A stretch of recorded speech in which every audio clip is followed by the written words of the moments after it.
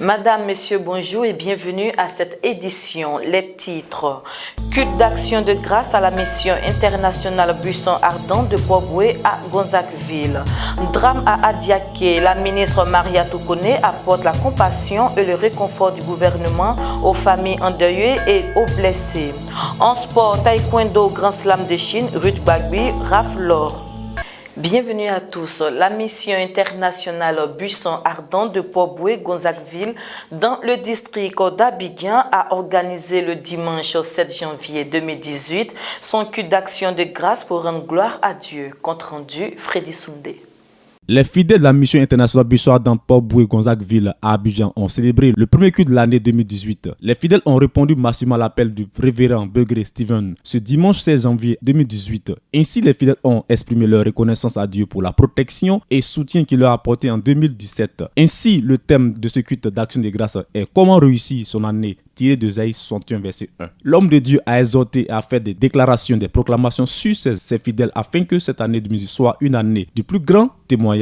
Les faits marquants de ce culte sont la présentation de l'offrande de la famille Benjamin à Dieu dans une lière de joie et la récompense de la famille Zabilon lors de ce culte. La nouveauté en cette année est la division de l'année en 12 familles qui devront faire le service. Ce culte d'action de grâce a pris fin par des proclamations, la prière des enfants et sur une note de gaieté. Une patente annuelle forfaitaire a été instituée sur les taxis-motos à 2 et à 3 roues en Côte d'Ivoire selon l'annexe fiscale 2018 en vigueur depuis quelques jours. L'information a été donnée par le gouvernement ivoirien le 8 janvier 2018 à Abidjan. Commentaire Ibo Marus. Une patente annuelle forfaitaire a été instituée sur les taxis-motos à 2 et à 3 roues en Côte d'Ivoire, selon l'annexe fiscale 2018 en vigueur depuis quelques jours. L'information a été donnée par le gouvernement ivoirien le lundi 8 janvier 2018 à Abidjan. Ces moyens de transport de personnes ou de marchandises qui connaissent une expansion ces dernières années en Côte d'Ivoire n'étaient pas pris en compte par le dispositif relatif à la contribution des patentes.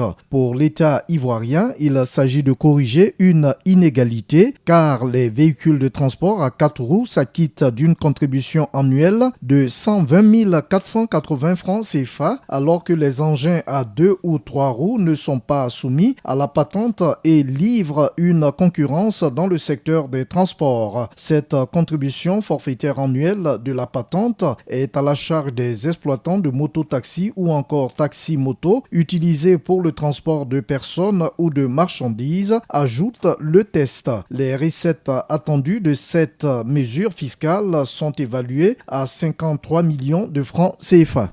La ministre de la Femme, de la Protection de l'Enfant et de la Solidarité, Mariatou Koné, est allée exprimer la compassion du gouvernement ivoirien aux familles et amis des victimes de l'accident survenu le mardi 2 janvier 2018 à Adiaké. Commentaire Ange Sacré.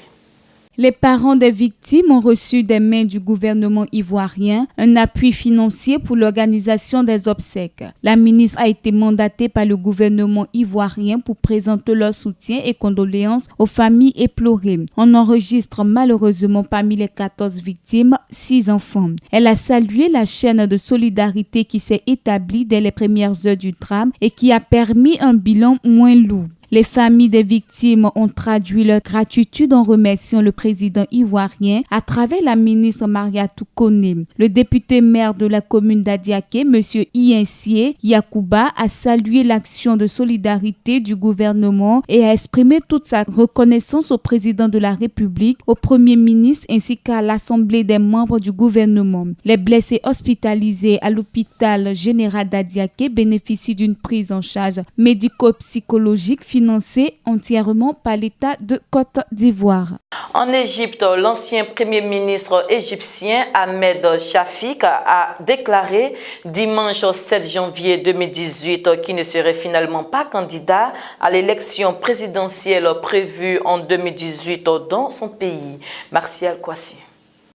L'ancien premier ministre égyptien Ahmed Shafik a annoncé dimanche 7 janvier 2018 sur son compte Twitter qu'il ne se présenterait pas à l'élection présidentielle prévue en 2018 dans son pays. « J'ai vu que je n'étais pas la personne idéale pour diriger le pays dans la période à venir », a déclaré celui qui était considéré comme l'un des plus sérieux candidats face à Abdel Fattah al-Sisi. « Mon absence pendant plus de 5 ans a sans doute mis une distance avec ma capacité à suivre de très près ce qui se passait dans notre pays en termes de développement et d'accomplissement en dépit des conditions difficiles. Premier ministre d'Hosni Moubarak pendant le soulèvement populaire de 2011, puis candidat malheureux à la présidence face à l'islamiste Mohamed Morsi. L'année suivante, Ahmed Shafik, ancien général de l'armée de l'air, avait pourtant indiqué fin 2017 qu'il n'excluait pas de se présenter à ce scrutin national. Il vivait alors en exil aux Émirats Arabes Unis depuis 5 ans, pays où il a été arrêté puis expulsé vers son pays d'origine, peu de temps après avoir dévoilé ses intentions. Selon sa fille May Shafik, les autorités émirates l'auraient expulsé en Égypte juste parce qu'il a annoncé qu'il était candidat à la présidentielle. Des manifestations ont eu lieu ce week-end au Soudan pour protester contre la hausse des prix du pain après une décision du gouvernement. Des affrontements ayant causé la mort d'un lycéen. Jean-Jacques Denis pour le compte-rendu. Des Soudanais manifestent depuis samedi 6 janvier 2017 dans le centre du pays contre l'envolée des prix du pain. Dimanche 8 janvier 2018, les manifestations se sont tendues et un lycéen a été tué à Guénéina selon les autorités locales. La veille, les prix du pain ont quasiment doublé en cause de l'augmentation des prix par les producteurs de farine. Après la décision du gouvernement d'arrêter les importations de céréales et de permettre à des sociétés privées de le faire. Vos citoyens réclamez vos droits, scandaient de nombreux étudiants à Sénar dans le centre du pays, rejoints par des habitants. La police a tiré du gaz lacrymogène pour mettre fin à la protestation dans le quartier commerçant de la ville. Les principaux groupes d'opposition avaient appelé à des protestations antigouvernementales pacifiques à travers le pays. La seule façon de vaincre ce régime est d'aller dans les rues et manifester pour retrouver la dignité des Soudanais et leur liberté, a indiqué le parti communiste UMA. Les prix de l'alimentation et du carburant n'ont fait qu'augmenter depuis l'an dernier, le gouvernement ayant décidé de réduire ses subventions pour tenter de donner un coup de pouce à l'économie. La croissance soudanaise est à la peine depuis des années, tirée vers le bas par des déficits budgétaires à répétition, une forte inflation environ 37% et à des sanctions économiques américaines imposées depuis 1997, partiellement levées en octobre dernier. Au moins 25 personnes sont mortes noyées dans le naufrage de leur embarcation dans la Méditerranée. Le canot transportait jusqu'à 150 migrants. Un nouveau drame de l'immigration au large de la Libye. Au moins 25 personnes sont mortes, noyées dans le naufrage de leur embarcation. Le canot transportait jusqu'à 150 migrants. C'est un avion qui les a repérés et a donné l'alerte. La Marine nationale, sur place, a secouru 85 personnes. Selon l'Organisation internationale pour les migrations, l'an dernier, plus de 170 000 migrants et réfugiés ont rejoint l'Europe par la dangereuse route méditerranéenne. 2 fois moins qu'en 2016. Mais plus de 3000 personnes ont perdu la vie avant d'atteindre les côtes européennes. Sydney, la plus grande ville d'Australie, a enregistré dimanche sa journée la plus chaude depuis 1939 avec un mercure à 47,3 degrés Celsius dans la banlieue de Penrith. Vague de chaleur extrême en Australie. Sydney, la plus grande ville du pays, a enregistré dimanche sa journée la plus chaude depuis 1939 avec un mercure à 47,3 degrés Celsius dans la banlieue à Penrith. Plusieurs incendies se sont déclarés ce week-end dans les États de Victoria et d'Australie méridionale. Près d'Adélaïde, le feu a ravagé 8000 hectares de terres agricoles. Parfois, il s'approche dangereusement des maisons, laissant à peine le temps aux habitants de fuir comme ici, dans la banlieue sud de Melbourne.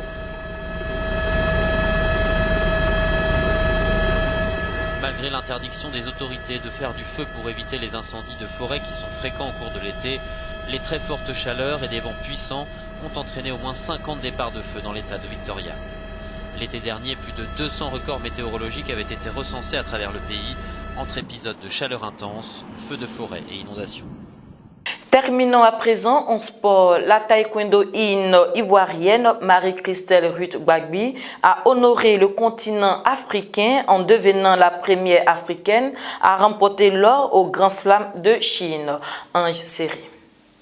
Ruth Gbagbi Marie-Christelle, de son vrai nom, a fait vibrer tout un continent grâce à sa victoire historique au Grand Slam 2018 de Chine le week-end dernier. Cette nouvelle compétition très prisée réunit les 12 meilleurs combattants toutes catégories confondues ayant remporté un grand tournoi durant l'année en cours. Opposée en finale à la chinoise Guo Yunfei, elle a à la surprise générale battu sur le score de 10-6 la chinoise qui l'avait humiliée à Abidjan lors de la finale des Grands Prix. Sa victoire a fait la une de plusieurs médias panafricains et chinois à travers cette terme. L'Afrique remporte la médaille d'or au Grand Slam en 2018 en Chine. Ruth Gbagbi, c'est une médaille de bronze aux Jeux Olympiques 2016, un titre de champion du monde 2017 des moins de 67 kg dames et une médaille de bronze en finale des Grands Prix il y a plus d'un mois. Victoire historique pour l'Ivoirienne qui s'est dit fière de débuter la saison 2018 avec une médaille d'or.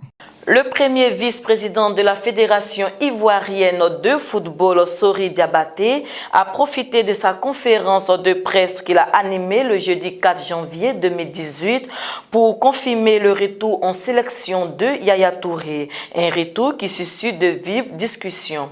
Jean-Jacques Digne. Yaya Touré en sélection nationale de Côte d'Ivoire, c'est le tube de l'été en Côte d'Ivoire. En effet, attendu depuis plusieurs semaines, le premier vice-président de la Fédération ivoirienne de football en abrégé FIF a annoncé le jeudi 4 janvier 2017 le grand retour de Yaya Touré chez les éléphants de Côte d'Ivoire. Joint par le président de la Fédération ivoirienne de football Augustin Sidi Diallo, l'ancien capitaine des éléphants a, selon les propos de Sori Diabaté, confirmé ses intentions de comeback. Au cours de cette conférence, le vice-président de la FIFA a tenu à clarifier que ce retour ne dépendrait que du futur sélectionneur national qui pour l'heure est inconnu. En manque de temps de jeu avec Manchester City, depuis l'arrivée de son coach Pep Guardiola, l'ex-barcelonais n'a joué que quelques minutes avec ses coéquipiers de City et semble être indésiré. 2 mois après l'élimination de la Côte d'Ivoire aux portes du Mondial 2018, ce retour tardif de Yaya Touré fait l'objet de débats. C'est la fin de cette édition. Merci de l'avoir suivi. Bonne suite de programme sur La Voix Sainte TV.